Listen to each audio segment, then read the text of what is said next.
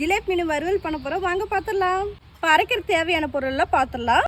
இஞ்சி, பூண்டு, மிளகு, சோம்பு, மல்லி, கருவேப்பிலை, சின்ன வெங்காயம், பச்சை மிளகாய் இதெல்லாம் சேர்த்து நல்லா நைஸாக அரைச்சி எடுத்துக்கலாம். மசாலா அரைச்சி எடுத்தாச்சு நைஸாக. இப்போ இதில் உப்பு சேர்த்திக்கலாம்.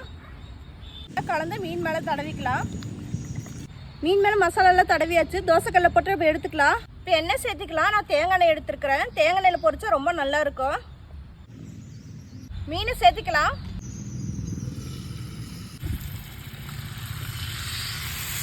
ஒரு சைடு வந்து இந்த சைடு திருப்பிக்கலாம். வேகட்டும். இப்போ மீன் வந்துருச்சு, எடுத்துக்கலாம். அவ்வளோதான், நம்ம மீன் வறுவல் ரெடி ஆயிடுச்சு. நம்ம டேஸ்ட் பார்த்துடலாம்.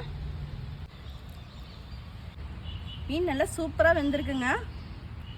எல்லாம் பச்சையாகவே மல்லி கருவேப்பிலை சேர்த்து அரைச்ச காட்டுக்கு அந்த ஃப்ளேவர் சூப்பராக இருக்குதுங்க. இதே போல் நீங்கள் ட்ரை பண்ணி பாருங்கள். எங்கள் வீடியோ பிடிச்சுன்னா சப்ஸ்கிரைப் பண்ணுங்கள்.